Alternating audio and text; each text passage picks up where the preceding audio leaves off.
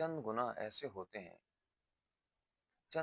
ایسے ہوتے ہیں کہ وہ ان کی سزا اللہ رب العزت اسی دنیا میں دے دیتے ہیں۔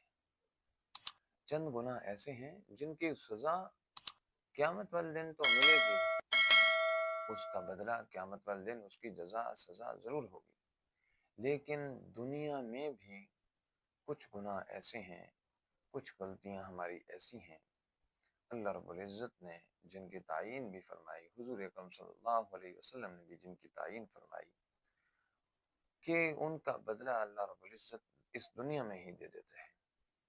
ان گناہوں میں سے سر فہرست اور سب سے بڑا اور مشہور گناہ وہ ہے والدین کی نافرمانی کرنا۔